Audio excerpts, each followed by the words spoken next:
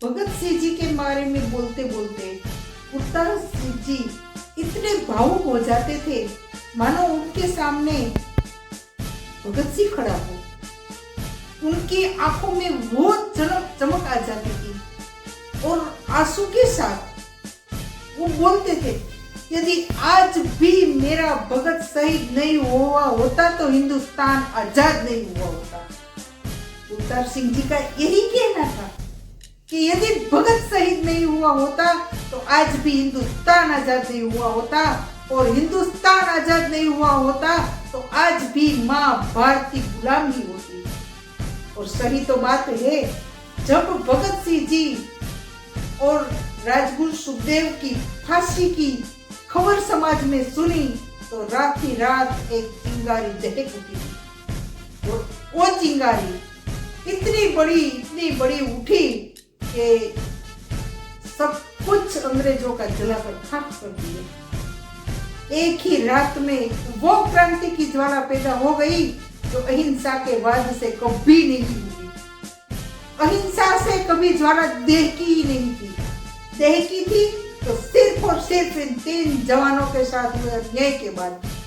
और इसी बात के साथ पुरतार सिंह जी एक और शख्सियत को याद करते हैं और वो है उनके चाचा जी अजीत सिंह जी, जिन्होंने पगड़ी संभाल आंदोलन किया।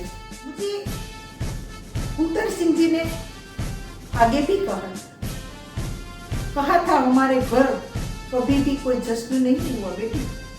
हमारे घर में कभी भी सगे संबंधी रिश्तेदार इकट्ठे हुए हैं ना, किसी न किसी की अर्थी उठाने के लिए ही इकट्ठे हुए हैं। हमारे घर में कभी कोई जश्न का माहौल नहीं हुआ। जब से चाचा अजीत सिंह गए हैं ना, तब से हमारे घर में कभी मीठा नहीं बना। हाँ, मुझे बात करनी है अजीत सिंह जी के बारे में। पुरतार सिंह जी बता रहे थे, चाचा अजीत सिंह वो शख्सियत है जिन्होंने अंग्रेजी सल्तनत के सामने पगड़ी संभाल आंदोलन दिया था। पगड़ी संभाल आंदोलन देने वाले अजीत सिंह ने अंग्रेजी हुकूमत को इतना झुका दिया था, मजबूर कर दिया था किसानों के वास्ते। और अजीत सिंह के साथ क्या हुआ, बहुत दर्द भरी दास्तान। सुनने में तो बहुत छोटी सी लगेगी शायद, मगर बहुत बड़ी बात है। जब अजीत सिंह की शादी हुई, बता रहे थे पुरतार सिंह जी कि जब चाचा की शादी हुई, ब्याह के बारात घर आई और चाची को अपने कमरे में छोड़ दिया गया और शाम के 7 बजे अंग्रेजी सल्तनत के अफसरों ने आके अजीत सिंह जी चाचा को कहा, आपको हमारे साथ ही चलना है। अजीत सिंह जी चाचा ने ये पूछा था, तुम्हें मेरा कसूर क्या है? मैं साथ तो चलता हूँ, आज ही मेरी शादी हुई है, मैं चलूंगा आपके साथ, सुबह चलता हूँ, मैं भाग के कहीं जाऊंगा नहीं, मगर मेरा कसूर क्या है? अफसर ने कहा था हम सुबह तक आपकी प्रतीक्षा नहीं कर सकते, आपको तो अभी के अभी हमारे साथ चलना है। और चाचा जी ने कोई जिद नहीं की। उसने कहा मुझे सिर्फ 5 मिनट चाहिए, मुझे 5 मिनट दे दो, अभी मैं आपके साथ चलता हूँ। चाचा जी घर में गए, चाची घूंघट निकाल के बैठी थी और चाचा जी ने सिर्फ इतना कहा था, मुझे बुलावा आया है, मैं जा रहा हूँ, यदि हो सके तो प्रतीक्षा करना, मगर आप सुबह अपने मायके चली जाना और आप अपनी जिंदगी जीने के लिए स्वतंत्र हैं। मैं जिस बंधन से आपको बांधा है, मैं उस बंधन में आपको बंधे हुए रहने के लिए मजबूर नहीं कर सकता, बस मैं जा रहा हूँ। सिर्फ इतनी बात हुई थी, चाचा जी ने चाची जी का मुंह नहीं देखा और पलट कर चल दिए। चल तो दिए, मगर ऐसे चल दिए कि 23 साल तक उसको जेल में रखा गया, तो भी घर में आने का हुआ। और जिस दिन भारत आजाद हुआ, उसी दिन चाचा जी घर आए थे। और जब घर आए, हम सब बैठे थे रात को, कई सालों बाद आए थे चाचा जी, बहुत सारी बातें थी, बहुत सी उम्र ढल चुकी थी उनकी शायद पहचान ही मिट चुकी थी। हम सब खुश थे आज चाचा जी आ गए हैं, और आज चाचा जी आए हैं तो अब हमारा परिवार फिर से साथ में बैठेंगे, फिर से हम जिएंगे। जीना तो वैसे भी भगत के साथ हमारा पूरा हो गया था, कुछ कसर बाकी थी वो चाचा जी के जेल जाने के बाद ही, मगर फिर से एक उम्मीद जगी थी, आज चाचा जी आ गए हैं तो फिर से हम साथ रहेंगे। चाचा जी ने रात 12 बजे रेडियो पर सुना, आज हिंदुस्तान आजाद हो गया है, अंग्रेजी हुकूमत ने अपनी सत्ता को समाप्त करते हुए हिंदुस्तान छोड़ने का फैसला कर लिया। और यही बात सुनकर चाचा जी उठे, खड़े होकर बोले मैं अभी आता हूँ। 23 साल पहले की वो रात फिर से दोहरा दी गई। आज भी चाची 23 साल बाद घूंघट निकाले खड़ी थी। 23 साल तक उस आर्य नारी ने अपने पति की आने की प्रतीक्षा ससुराल में रह के गई थी। चाचा जी अंदर गए और बोले, जी आपने 23 साल तक मेरी प्रतीक्षा की है, मैं आपसे माफी चाहता हूँ, आप हमें माफ कर दीजिए। चाची ने एक ही सवाल किया था, अजी माफी किस बात की? कुलतार सिंह जी का शब्द है, सुनिएगा जरूर।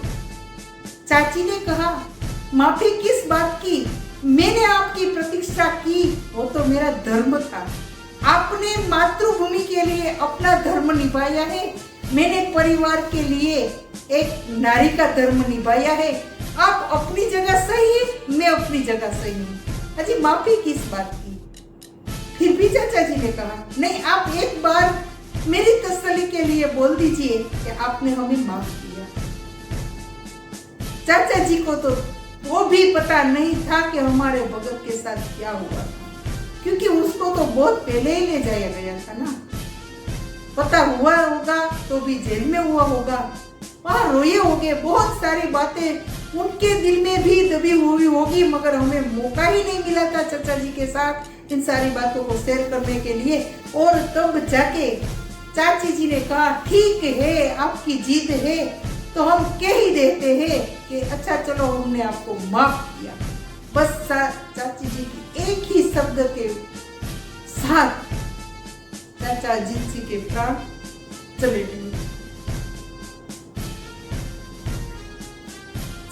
चाचा जी दुनिया को छोड़ दिया एक ही शब्द के ऊपर, सिर्फ एक औरत से माफी मांगने के लिए वो जिंदा थे। और वो औरत वो वीरांगना थी जिन्होंने अपने पति के लिए ससुराल में पूरी जिंदगी बिता दी, कभी मायके नहीं दी।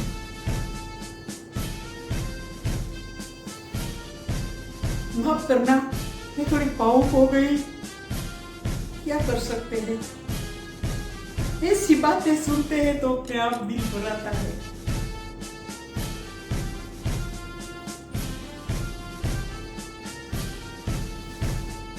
ऐसे जज्बात के साथ जिन परिवार ने जिंदगी बिताई है, हम कैसे उनके आंसू पोंछ सकते हैं?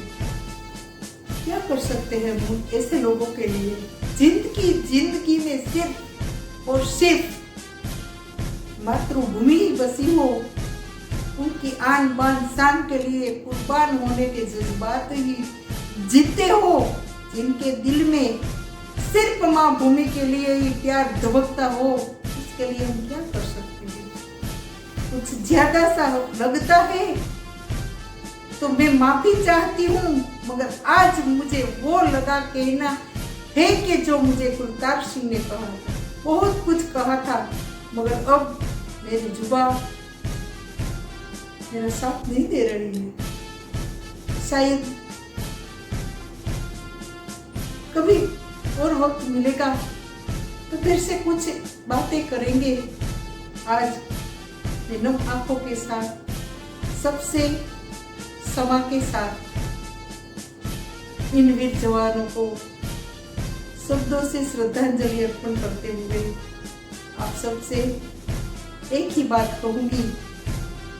उनके शौर्य की बात सुन के मैंने एक शेर लिखा है, वो मुझे अभी याद आता है कि शौर्य की शान तो उनके लहू में होती है, शौर्य की शान तो उनके लहू में होती है, मर्द की जुबान पत्थर की लकीर होती है।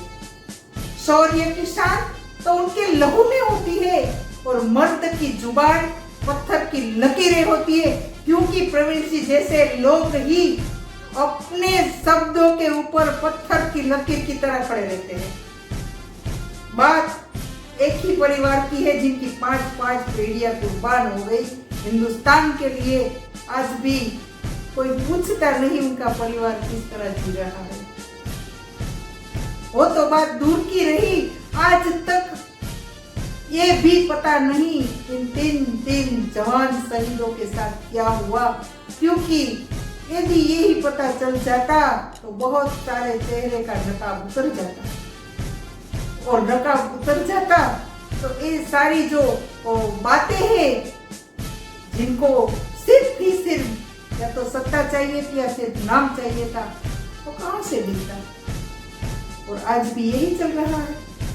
हमारे बॉर्डर के ऊपर शहीदों के साथ बहुत कुछ होता है और सवाल करने वालों की कतार खड़ी हो जाती है, ऐसे कायरों की कतार होती है, कायरों की कतार होती है।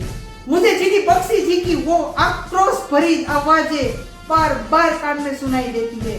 जीडी बख्शी जी के साथ में कहीं बार बात कर चुकी हूँ, रही हूँ उनके साथ भी। उनके जज्बात को भी मैंने देखा है, आज भी उनके जज्बात में वही बात निकलती है। शायद वही भगत में भी होगा, शायद इनसे भी ज्यादा हो सकता है, मगर कायरों की खोज पसंद नहीं है, हिंदुस्तान को कतई पसंद नहीं है। और अब जाके थोड़ा बहुत लगता है कि हिंदुस्तान के नौजवान जाग रहे हैं, देर से ही सही मगर जाग रहे हैं। और जब जब नौजवान जागते हैं ना, तब दुश्मनों को जगह ढूंढनी पड़ती है, वहां जाके जीते हैं। यही तो इस मिट्टी के अंदर जो बात है वो कहीं नहीं है। और हमारे नौजवान जब राष्ट्र के लिए सामने आते हैं ना, तब अच्छों की छुट्टी हो जाती है। मैं पॉलिटिक्स में नहीं हूँ, मुझे किसी पक्ष के साथ कोई लेना देना नहीं है, मेरी बात का कोई गलत मतलब मत निकाले।